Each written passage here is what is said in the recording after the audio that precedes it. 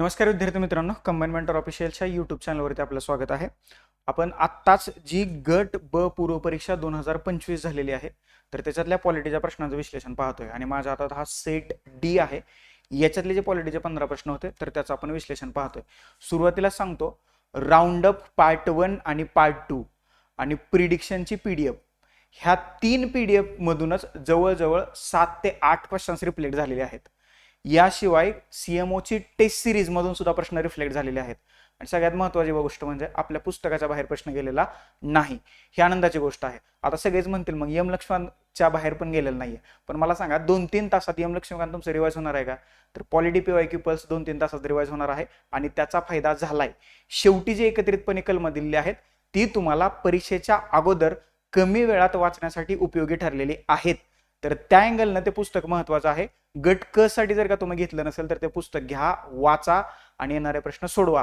पुस्तक अगदी कमी वेळात वाचून होऊ शकतं, एवढं छोटं पुस्तक आपण केलेलं आहे. टेस्ट सिरीजचा सुद्धा खूप मुलांना फायदा झालेला आहे, कारण डायरेक्टली इनडायरेक्टली क्वेश्चन्स तुम्हाला आजच्या पेपरमध्ये रिफ्लेक्ट झालेले दिसत आहेत. किती प्रश्न आले, कोणत्या टेस्ट मधून आले, त्याची पीडीएफ लवकरच तुम्हाला कंबाईन मेंटर ऑफिशियलच्या टेलिग्राम चॅनलवरती पोस्ट केली जाईल. पॉलिटीचे क्वेश्चन जर का तुम्ही राऊंडअपचे ते 4 सेशन पाहिले असतील तर मला नाही वाटत तुम्हाला पॉलिटीचा क्वेश्चन जो आहे तो काय म्हणतो आपण त्याला, पॉलिटीचा क्वेश्चनचा सेट जो आहे तर तो अवघड गेला असेल. त्याच्यामुळे ते राऊंडअपचे व्हिडिओ 4 व्हिडिओ न विसरता पहा. अजून एकदा ग्रुप सी साठी ते कामाला येतील. 1 बाय 1 आपण पाहूया. तुम्ही किती प्रश्न अटेम्प्ट केलेत हे मला खाली कमेंट बॉक्समध्ये सांगा. आणि सगळ्यात महत्त्वाचं, पॉलिटीचे प्रश्न किती बरोबर आलेत हे सर्वात अगोदर मला सांगा. कारण पॉलिटीचा फक्त एखादा दुसरा प्रश्न असा होता की जो जरा थोडासा डोक्याच्या वरनं जाऊ शकतो, बाकीचे प्रश्न आपल्याच चौकटीचा भाग होते. मी बऱ्याच वेळेला तुम्हाला सांगितलं होतं, ज्या ज्या वेळेस भारताच्या राष्ट्रपती आणि उपराष्ट्रपतीची चर्चा येत होती तर त्या वेळेस मी तुम्हाला राष्ट्रपती करा म्हटलं होतं, कारण सध्याच CP राधाकृष्णन महाराष्ट्राचे राज्यपाल देशाचे उपराष्ट्रपती झालेत. तर करंट अफेअरच्या अँगलनं त्यांच्यावरती प्रश्न अपेक्षित होता, तो प्रश्न त्यांनी पॉलिटीत विचारलाय. बऱ्याच जणांचा तोही बरोबर आलेलाच असेल. भाषा, ओके, आर्टिकल 349 मी ओरडून सांगत होतो की भाग 17 कार्यालयीन भाषा व्यवस्थित करून जावा. युट्यूबवरचं किंवा टेस्ट सिरीजचं कोणतंही एक्सप्लेनेशनचं लेक्चर घ्या, त्याच्यामध्ये मी भाग 17 कार्यालयीन भाषाबद्दल बोललोय. येते लक्षात. आणि प्रश्न तिथून आलाय, 349 वरती प्रश्न आलाय, कारण सध्या भाषा हा विषय चर्चेत आहे. महाधिवक्त्यावरती प्रश्न आलाय, राज्यपालावरती प्रश्न आलाय. आता हे सगळे क्वेश्चन्स रिफ्लेक्ट झालेत. राऊंडअप पार्ट 1 आणि पार्ट 2 या 2 पीडीएफ काढून बघा आणि प्रेडिक्शनची एक पीडीएफ काढून बघा. त्याच्यातून प्रश्न कधी रिफ्लेक्ट होतात कमेंट बॉक्समध्ये खाली कमेंटमध्ये कमेंट करा. प्रत्येक प्रश्नाचं मी तुम्हाला पटापट उत्तर सांगतो. याचं इन डिटेल एक्सप्लेनेशन आपण काही दिवसात, अगदी खूप 1 तासाभराचा व्हिडिओ मी तुमच्यासोबत घेऊन येतोय.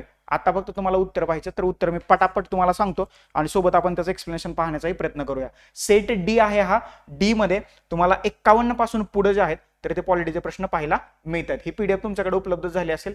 ही विदाउट काय म्हणतो त्याला, वॉटरमार्क वाली ही पीडीएफ आहे. आता हा प्रश्न संघराज्यावरती हा प्रश्न बनलाय आणि आपल्याच पॉलिटी पीवायक्यू पल्सच्या पेज नंबर 17 वरती खालून दुसरा पॉइंट हा आहे. त्याच्यामध्ये ही राज्य किती होती, कसं होती, तर त्याची मी तुम्हाला माहिती दिलेली आहे. प्रश्न काय आहे, 1950 मध्ये भारतीय संविधानात भारतीय संघराज्यातील प्रदेशांचे 4 स्तरीय वर्गीकरण होतं. 1947 ला भारताच्या स्वातंत्र्याचा कायदा आला होता आणि 1947 नंतर भारताच्या राज्याचं विभाजन करण्यात आलं होतं आणि एकूण 29 राज्याचं विभाजन केलं होतं 4 गटात, भाग ए, बी, सी आणि डी. त्यांनी काय विचारले, 4 स्तरीय वर्गीकरण आहे, याच्यातली कुठली जोडी योग्य आहे असं त्यांनी आपल्याला विचारले.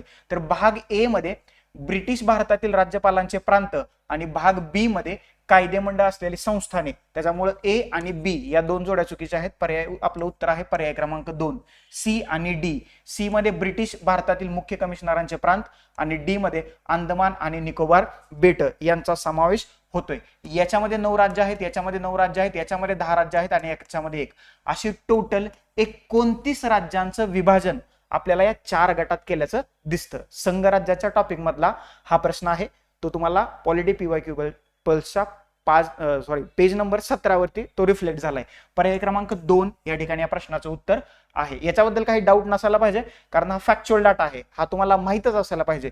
1940 नंतर संविधान निर्मितीच्या टप्प्यात ज्या काही गोष्टी घडल्या होत्या त्याच्यातला 1947 चा कायदा आणि या कायद्यानंतर भारताचं स्टेटच्या बाबतीत रिऑर्गनायझेशन करण्यात आलं होतं? 29 राज्य अशी 4 कॅटेगरीत त्यांनी विभाजन केलेलं आपल्याला दिसतंय. याचं उत्तर आहे पर्याय क्रमांक 2 सी आणि डी.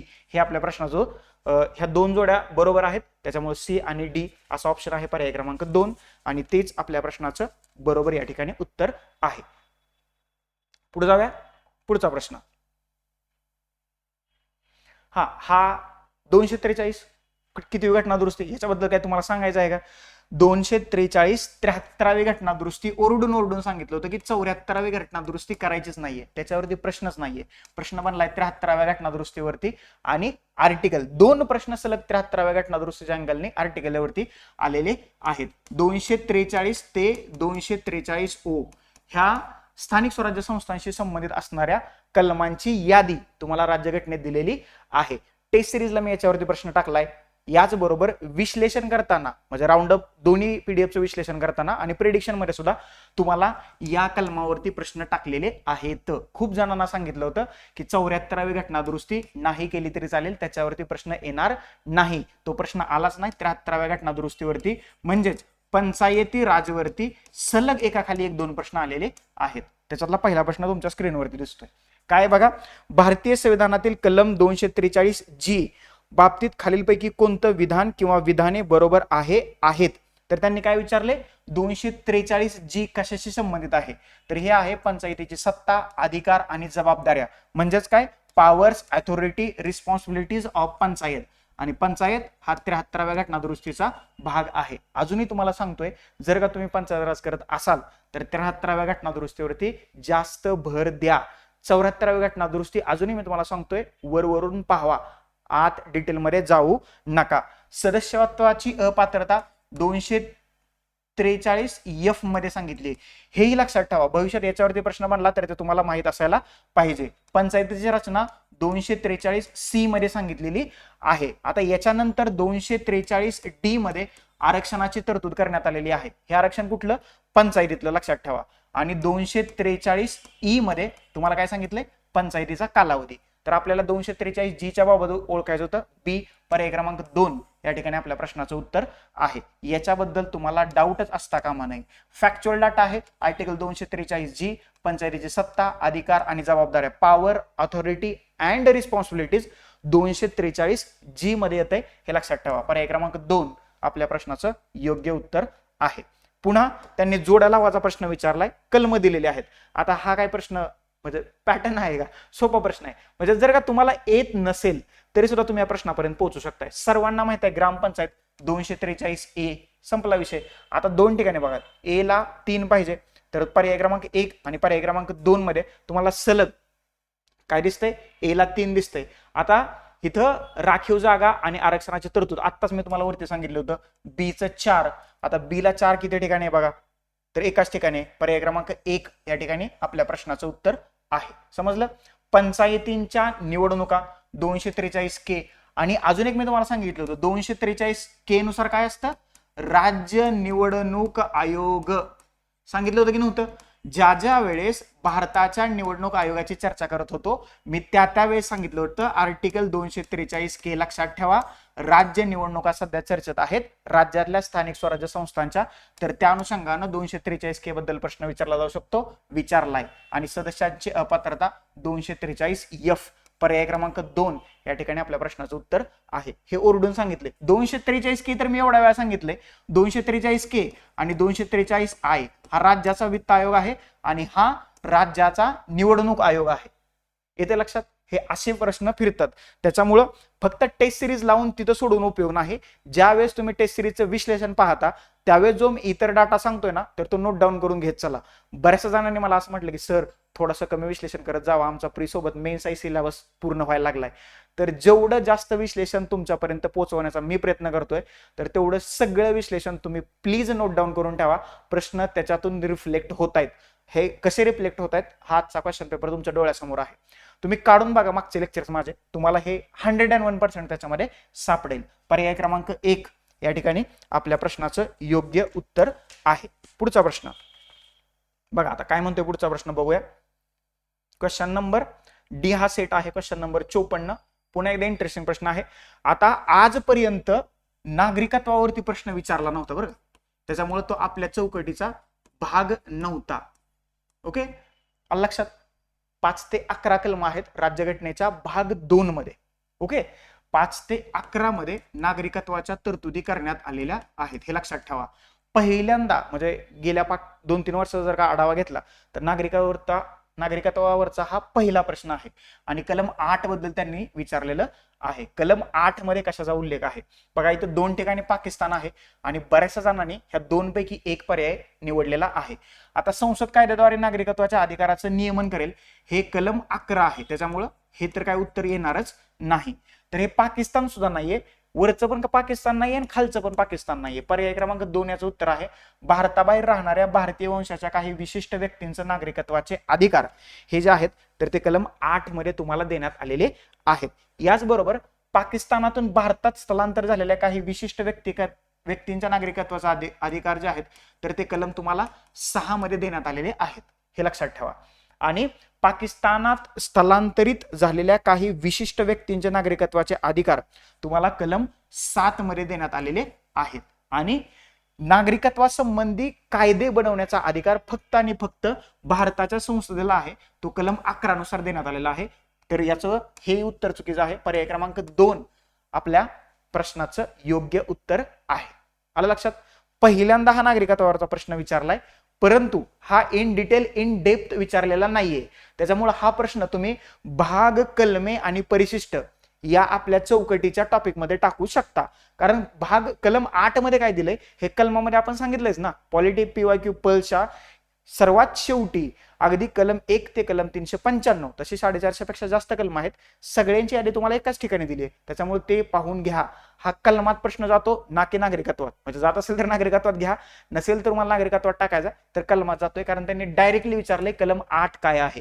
तर कलम 8 आहे भारताबाहेर राहणाऱ्या भारतीय वंशाच्या काही विशिष्ट व्यक्तींचे नागरिकत्वाचे अधिकार. संपला विषय. पर्याय क्रमांक 2 या ठिकाणी आपल्या प्रश्नाचं योग्य उत्तर आहे. पुढचा प्रश्न जोड्या लावायला प्रश्न विचारलाय. आता ह्या घटना निर्मिती प्रक्रियेतला हा प्रश्न आहे. भारतीय राज्यघटना तयार करताना वेगवेगळ्या 13+ संविधानाचा अभ्यास करून त्याच्यातला काही पार्ट आपण स्वीकारलाय, परंतु भारतीय परिस्थितीला अनुसरून त्याच्यामध्ये तुम्हाला बदल करण्यात आल्याचं दिसतंय. तर पर्यायी उत्तर तुम्हाला इथं दिलेले आहेत. आपल्याला योग्य जोड्या लावायच्या आहेत. राज्य धोरणाचे मार्गदर्शक तत्व किंवा निर्देशक तत्व आपण कुठून घेतलेत? आयर्लंड कडून. त्याच्याबद्दल काही डाऊट नसायला पाहिजे. मूलभूत हक्क आपण कुठून घेतलेत? अमेरिकेकडून घेतलेत. त्याच्यानंतर समवर्ती सूची आपण कुठून घेतली? ऑस्ट्रेलियाकडून घेतली. हे उगच दिल्या संघराज्य संबंधामध्ये. फक्त ते समवर्ती सूची म्हटलं असतं तर लगेच आपल्याला लक्षात आलं असतं की ऑस्ट्रेलिया आहे. आता केंद्र आणि राज्यांचा संबंध जे आहेत तर ते कुठं दिलेलं असते तुम्हाला? 7वं परिशिष्ट आहे आणि त्या 7व्या परिशिष्टामध्ये तुम्हाला 3 सूच्या दिलेल्या आहेत. त्याच्यामध्ये पहिली सूची आहे केंद्र, दुसरी आहे राज्य आणि तिसरी आहे समवर्ती सूची. आणि ही समवर्ती सूची जी आहे तर ती आपण ऑस्ट्रेलियाकडून घेतलेली आहे.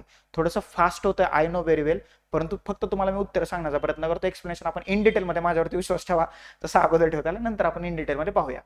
भारत हा मोठ्या राज्यांचा संघ म्हणून संघराज्यांचे अधिकार ही जी तरतूद आहे तर ती आपण कुठून घेतली? कॅनडाकडून.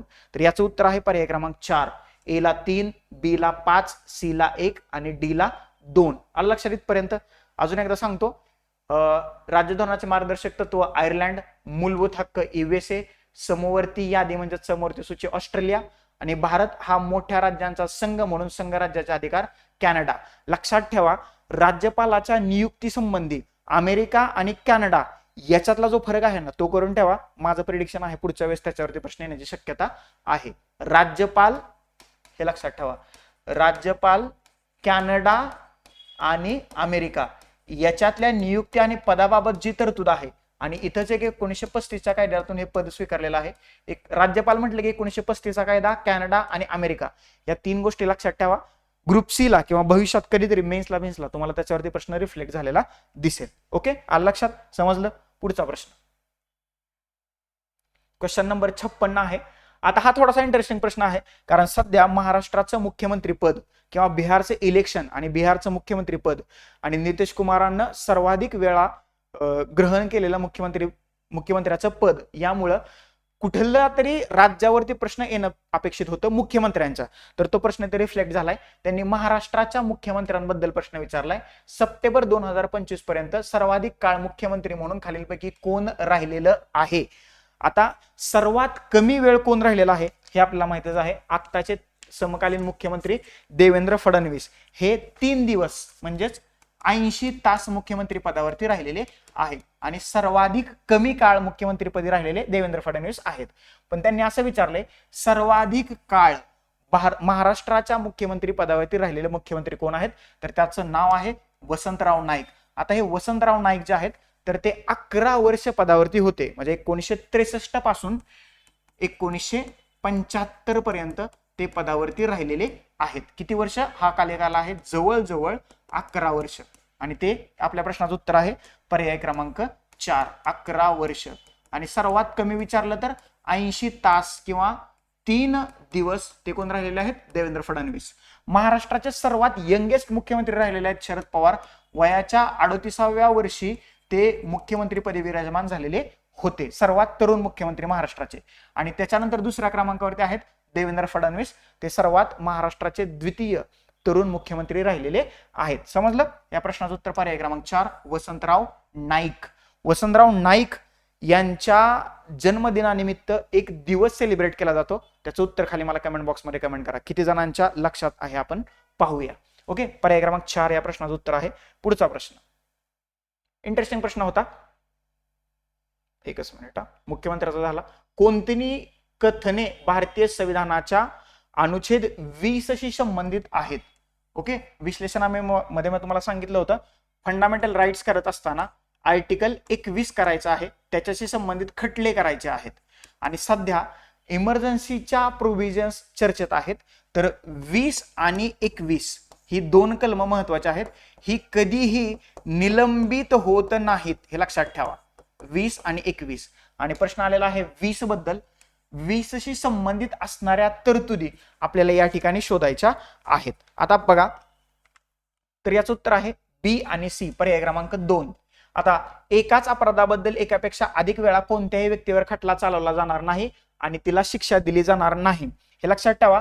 हे उपकलम 2 आहे, 20चं उपकलम 2, त्याच्यामुळे बी उत्तर आहे. आणि कोणत्याही अपराधाचा आरोप असलेल्या कोणत्याही व्यक्तीवर स्वतःविरुद्ध साक्षीदार होण्याची सक्ती केली जाणार नाही, हे उपकलम 3 आहे. किती? उपकलम 3, लक्षात ठेवा. त्याच्यामुळे बी आणि सी आपल्या प्रश्नाचं उत्तर आहे. पर्याय क्रमांक 2 या ठिकाणी बरोबर उत्तर आहे. आता कायद्याद्वारे प्रस्थापित केलेली कार्यपद्धती अनुसरल्याखेरीज कोणत्याही व्यक्तीस तिचे जीवित किंवा व्यक्तिगत स्वातंत्र्य यापासून वंचित केले जाणार नाही. सर्वांनाच माहित आहे राईट टू लाईफ आर्टिकल 21शी संबंधित आहे, त्याच्यामुळे ए या ठिकाणी चुकतंय. चौथं बघा, राज्य 6 ते 14 वर्ष वयाच्या सर्व बालकांसाठी मोफत व सक्तीच्या शिक्षणाची तरतूद करेल. आता हे सुद्धा आर्टिकल 21A मध्ये जाते. ओके, 86वी घटना दुरुस्ती आर्टिकल 21A हे नवीन कलम ऍड करण्यात आलेला आहे आणि बालकांसाठी मोफत सक्तीच्या आणि शिक्षणाची तरतूद करण्यात आलेली आहे. तर बी आणि सी हे आर्टिकल 20ची 2 उपकलम आहेत. ऍक्च्युली 20 मध्ये 3 उपकलम आहेत, त्याच्यातले 2 उपकलम त्यांनी इथं विचारलेले आहेत. पर्याय क्रमांक 2 या ठिकाणी आपल्या प्रश्नाचं उत्तर आहे बी आणि सी. सर्वांनी हे बरोबरच सोडवलं असेल अशी मला अपेक्षा आहे. पुढचा प्रश्न, खालीलपैकी कलम 349 मध्ये काय नमूद करण्यात आलेलं आहे. सोपा, साधा, सरळ, इंटरेस्टिंग प्रश्न होता. राज्यघटनेच्या भाग 17 मध्ये, किती? भाग 17 मध्ये कार्यालयीन भाषांची तरतूद करण्यात आलेली आहे आणि प्रश्न त्याच्याशीच रिलेटेड आहे. म्हणजे 343 ते 351, 343 ते 351 मध्ये ह्या कार्यालयीन भाषा आहेत आणि त्याच्यातलंच एक कलम आहे कलम 349. तर या प्रश्नाचं उत्तर आहे भाषेशी संबंधित काही कायदे लागू करण्यासाठीची विशेष प्रक्रिया. पर्याय क्रमांक 1 या ठिकाणी आपल्या प्रश्नाचं योग्य उत्तर आहे. आता हे कलम 3, बाकीचे जे उत्तर आहेत तर ते आपण पाहूया. याचं उत्तर आहे पर्याय क्रमांक 1. सर्वोच्च न्यायालयात आणि उच्च न्यायालयामध्ये आणि कायदे विधेयक इत्यादींसाठी वापरावयाची भाषा हे 348 मधली तरतूद आहे, त्याच्यामुळं हे आपल्या प्रश्नाचं उत्तर येणार नाही. प्राथमिक स्तरावर मातृभाषेत शिक्षणाच्या सुविधा 350A मध्ये ही तरतूद करण्यात आलेली आहे, त्याच्यामुळे हे आपल्या प्रश्नाचं उत्तर येणार नाही. आणि हिंदी भाषेच्या विकासासाठी निर्देश हे कलम 351 मध्ये तरतूद करण्यात आलेले आहे, त्याच्यामुळे हे आपल्या प्रश्नाचं उत्तर येणार नाही. कलम 349 म्हटलं की भाषेशी संबंधित काही कायदे लागू करण्यासाठीची विशेष प्रक्रिया, पर्याय क्रमांक 1 आपल्या प्रश्नाचं योग्य उत्तर आहे. ओरडून ओरडून सांगत होतो, ज्या ज्या वेळेस 8वं परिशिष्ट आणि त्याच्याशी संबंधित भाषांचा विषय यायचा तर त्या 22 भाषा, त्याच्याशी संबंधित घटना दुरुस्त्या आणि अभिजात भाषा सांगत असतानाच तुम्हाला कार्यालयीन भाषेबद्दलच्या तरतुदी सुद्धा मी इन डिटेल मध्ये सांगितलेल्या आहेत. आणि ही आर्टिकल ओके 343 ते 351 ओके, त्याच्यातलं हे 49व 349 आर्टिकल आहे. पर्याय क्रमांक 1 या ठिकाणी आपल्या प्रश्नाचं योग्य उत्तर आहे. पुढचा प्रश्न, आता हा एक प्रश्न इंटरेस्टिंग आहे बघा. कोणतं मूलभूत कर्तव्य नाही, आणि खाली त्याच्यावरतीच कर्तव्यावरती अजून एक त्यांनी वेगळा प्रश्न विचारलेला आहे. म्हणजे कर्तव्यावरती जर का तुम्ही पाहिलं तर टोटल या ठिकाणी तुम्हाला 2 कर्तव्यावरती प्रश्न आल्याचं दिसतंय. त्याच्यातला पहिला प्रश्न आहे कोणतं मूलभूत कर्तव्य नाही. आता मी तुम्हाला सुरुवातीला सांगितलं होतं आहे, नाही, चूक, बरोबर, योग्य, अयोग्य याला सर्कल करायचं. जर काही सर्कल नाही केलं तर तुम्ही कुठलं मूलभूत कर्तव्य आहे हे शोधाल आणि तुम्हाला ते उत्तरच सापडणार नाही, हे लक्षात ठेवा. आता याच्यामध्ये काहीतरी तुम्हाला वेगळं वाटतंय. हे बघा, गरिबांना समान न्याय आणि मोफत कायदेशीर मदतीचा प्रचार करणं हे 39A नुसार हे काय आहे, DPSP आहे, directive principle of state policy. 42व्या घटना दुरुस्तीनं ह्या उपकलमाचा समावेश जो आहे तर तो DPSP अंतर्गत करण्यात आलेला आहे. आणि नाही विचारले हे सोडून द्या, तर आपलं उत्तर आहे पर्याय क्रमांक 3, ते DPSP आहे. कलम 39A अंतर्गत तुम्हाला गरिबांना समान न्याय, मोफत कायदेशीर मदतीचा प्रचार केला जातो, तर हे आपलं उत्तर नाहीये. पहिलं बघा, वैयक्तिक आणि सामूहिक क्रियाकल्पांच्या सर्व क्षेत्रात उत्कृष्टतेसाठी प्रयत्न करणं जेणेकरून राष्ट्र सतत प्रयत्न आणि यशाच्या उच्च पातळीवरती पोहोचेल, हे 10वं कर्तव्य आहे, 10वे, हे लक्षात ठेवा. त्याच्यानंतर जो जन्मदाता असेल किंवा पालक असेल त्याने आपल्या पाल्यास त्याच्या वयाच्या 6व्या वर्षापासून ते 14व्या वर्षापर्यंत शिक्षणाची संधी उपलब्ध करून देणं आवश्यक आहे, हे 11वं कर्तव्य आहे, की जे 86वी घटना दुरुस्ती 2002 नुसार राज्यघटनेत समाविष्ट करण्यात आलेलं आहे. आणि देशाचं रक्षण करणं आणि आव्हान केलं असता राष्ट्रीय सेवा करणं हे 4थं मूलभूत कर्तव्य आहे. कितवं? 4थं. त्याच्यामुळं 11 मूलभूत कर्तव्यापैकी तुम्हाला इथं 3 मूलभूत कर्तव्य दिलेले आहेत. पर्याय क्रमांक 3 जे आहे तर ते आपलं मूलभूत कर्तव्य नाहीये, तर पर्याय क्रमांक 3 हे DPSP आहे आणि तेच सध्या या प्रश्नाच्या बाबतीत आपलं उत्तर आहे. तर बऱ्याच जणांनी पर्याय क्रमांक 3 ला टिक केला असेल, नसेल केलं तर तुमचा मार्क तिथं गेलेला आहे, हे लक्षात ठेवा.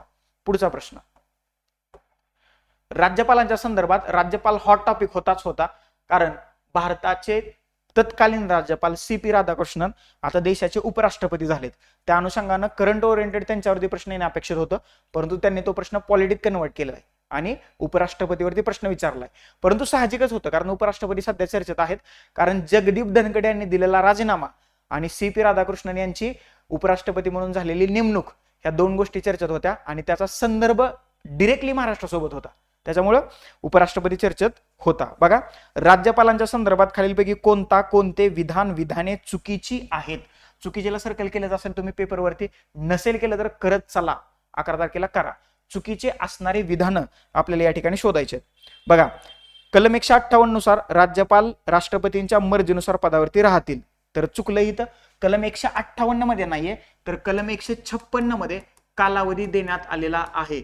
तसा पाहता राज्यपालांचा कालावधी 5 वर्षाचा असतो, परंतु ते राष्ट्रपतीची मर्जी असेपर्यंत पदावरती राहतात. ओके, तर 156 नुसार तरतूद देण्यात आलेली आहे आणि आपल्या प्रश्नाचं उत्तर आहे पर्याय क्रमांक 1, ए फक्त विधान चुकीचं आहे. 155 नुसार राज्याच्या राज्यपालाची नियुक्ती राष्ट्रपती त्यांच्या सही आणि शिक्क्यासह वॉरंटद्वारे करतील.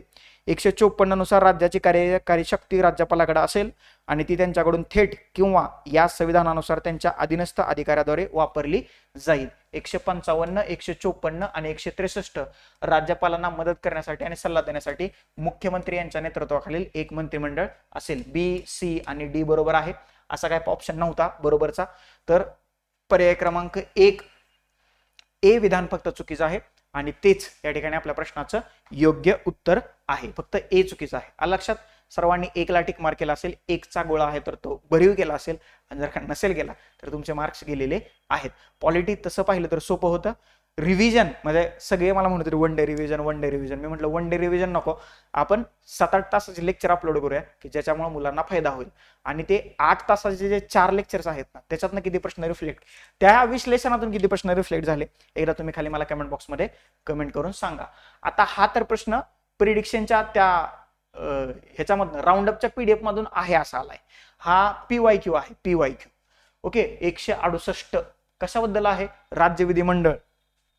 राज्य विधिमंडळाच्या स्थापनेबाबतचं हे कलम आहे. त्यांनी काय विचारले, खालीलपैकी कोणतं विधान कलम 168 मध्ये समाविष्ट नाही किंवा नाहीत, हे लक्षात ठेवा.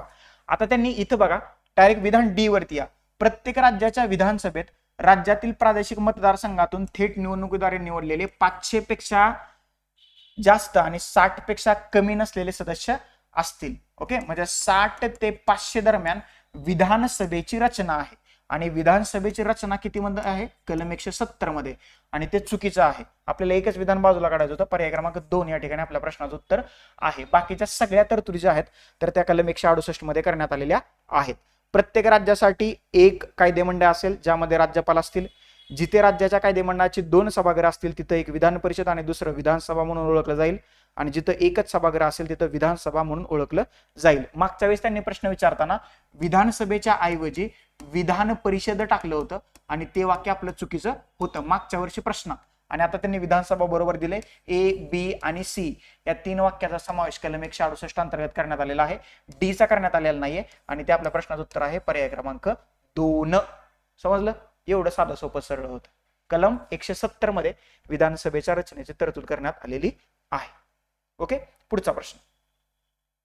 उपराष्ट्रपती चौकटीचा भाग नाहीये, चर्चेत होता. करंट ओरिएंटेड प्रश्न विचारणं अपेक्षित होतं, परंतु त्यांनी तो प्रश्न जो आहे तर तो कशात टाकलाय? पॉलिटीमध्ये टाकलाय. साधा सोपा सरळ प्रश्न आहे.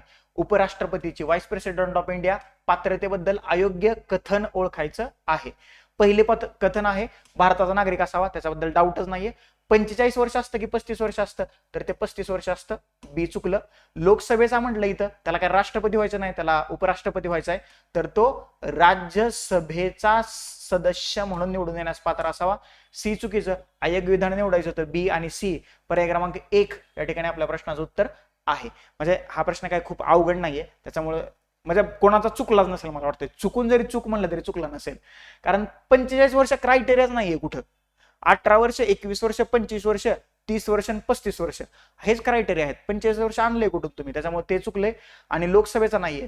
तुम्हाला जर का राष्ट्रपती व्हायचं असेल तर तुम्हाला लोकसभेचा सदस्य म्हणून निवडून येण्यासाठी जी पात्रता लागते ती तुमच्याकडे असायला पाहिजे. आणि राज्यसभेचा सदस्य म्हणून निवडून येण्यास जी अर्हता असते तर ती उपराष्ट्रपतीसाठी असते. तर पर्याय क्रमांक 1, बी आणि सी ही 2 विधानं या ठिकाणी चुकीची आहेत. चलो पुढचा प्रश्न. खालीलपैकी कोणतं विधान बरोबर आहे? ओके, आता सगळ्यांना माहित आहे राज्यघटनेच्या कलम 165 मध्ये महाधिवक्त्याची पदाची तरतूद करण्यात आलेली आहे. 177 आणि 194 ही महाधिवक्त्याशी संबंधित असणारे कलम आहेत. 177 मध्ये हक्क आहेत आणि 194 मध्ये विशेषाधिकार देण्यात आलेले आहेत. राज्यघटनेच्या भाग 6 मध्ये ह्या महाधिवक्ता पदाची तरतूद आहे. आपल्याला बरोबर असणारी विधानं शोधायची आहेत. ऑगस्ट 2025 ते डिसेंबर 2025 पर्यंत बिरेंद्र सराफ हेच महाराष्ट्राचे महाधिवक्ता होते, त्याच्यामुळे सी बरोबर आहे. महाधिवक्त्याची नियुक्ती भारतीय संविधानाच्या अनुच्छेद 165 मधील तरतुदीनुसार केली जाते, हे ऍब्सोल्युटली करेक्ट आहे. आणि 1 मे 1960 असं त्यांनी काहीतरी म्हटलंय, महाराष्ट्र राज्याचे महाधिवक्ता कार्यालय अस्तित्वात आलं. पर्याय क्रमांक 4, ए, बी आणि सी ही तिन्हीच्या तिन्ही विधानं या ठिकाणी बरोबर आहेत. म्हणजे कारण ही घटनेत्मक तरतूद आहे ना 165, तर मग बरोबर आहे ना. कारण ज्यावेळेस महाराष्ट्र राज्याची स्थापना झाली तर त्यावेळेस राज्याचे महाधिवक्ता कार्यालय अस्तित्वात आलं आहे. तर बी आणि सी, ए, बी, सी पर्याय क्रमांक 4 या ठिकाणी आपल्या प्रश्नाचं योग्य उत्तर आहे. याच्याबद्दल काही डाऊट नसायलाच पाहिजे. ओके, पर्याय क्रमांक 4. चलो पुढे जाऊया. महाधिवक्ता छोटा टॉपिक आहे आणि त्यांनी हे ए आणि सी विधान देऊन त्याला थोडंसं किचकट बनवण्याचा प्रयत्न केलेला आहे. परंतु करंट अफेअर्स मध्ये जर का हे नाव वाचलं असेल बिरेंद्र सराफ तर ते तुमचं उत्तर चुकलं नसेल. कारण आता मिलिंद साठे झालेले आहेत जानेवारी 26 पासून. आत्ता त्यांच्याकडे कार्यकाल जाणार आहे, परंतु ऑगस्ट 2025 ते डिसेंबर 2025 या 4-5 महिन्यासाठी मात्र बिरेंद्र सराफ हेच महाराष्ट्राचे महाधिवक्ता ऍडव्होकेट जनरल ऑफ स्टेट राहिलेले आहेत. राज्याचा सर्वोच्च कायदा अधिकारी हा आहे. लक्षात समजलं, याच्याबद्दल काही डाऊट नसायला पाहिजे. पुढचा प्रश्न, पंतप्रधानाच्या भूमिकेबाबत योग्य कथने ओळखा. पंतप्रधानाची भूमिका, किंवा असंही म्हणू शकतो की पंतप्रधान पदाचं वर्णन कोणी कसं केले, ओके, किंवा मग भूमिका म्हणा, कसंही म्हणा, वर्णन तुमच्या लगेच लक्षात राहील. आता योग्य कथन आपल्याला ओळखायचंय. तिथं मध्ये रॅमसे मूर आहे, HRG ग्रीव्ज आहे आणि मुनरो आहे. तर ह्या 3 व्यक्तींनी पंतप्रधानाचं वर्णन कसं केलेलं आहे असा त्यांनी प्रश्न विचारलेला आहे. आता पंतप्रधान हे ताऱ्यांमधील चंद्र आहेत. आता हे काय मुनरोने केलं नाहीये, हरकोर्ट नावाचा एक विचारवंत आहे, हरकोर्ट. तर त्यांनी असं वर्णन केलं की पंतप्रधान हे ताऱ्यांमधील चंद्र आहेत किंवा पंतप्रधान हे तारांगणामधील चंद्र आहेत. दोन्हीचा अर्थ एकच, त्याच्यामुळे सी चुकले, बी बरोबर आहे. रॅमसे मूर, पंतप्रधान हे राज्यरूपी जहाजाचे सुकाणू चालक आहेत. तर त्याला मुनरो काय म्हणलाय, पंतप्रधान हे राज्यरूपी जहाजाचे कप्तान आहेत असं कोणी वर्णन केले, तर ते मुनरोनी केले, मुनरोनी, लक्षात ठेवा. ओके, त्याच्यामुळे हे चुकीचं आहे. आणि HRG ग्रीव्ज म्हणतात सरकार हे देशाचे स्वामी आहेत आणि पंतप्रधान हे सरकारचे स्वामी आहेत. ए आणि बी ही 2 विधानं बरोबर आहेत. योग्य कथन ओळखायची होती. पर्याय क्रमांक 1 या ठिकाणी आपल्या प्रश्नाचं उत्तर आहे. पॉलिटीच्या बऱ्याचशा प्रश्नाची उत्तर 1-2 आहेत, हे लक्षात ठेवा. काहीही लॉजिक नाहीये याच्यात. नाहीतर तुम्ही म्हणाल की सरांनी सांगितले 1-2 आहेत, पुढच्या 11 तारखेला 1-2 मारतो. असं नाही करायचं.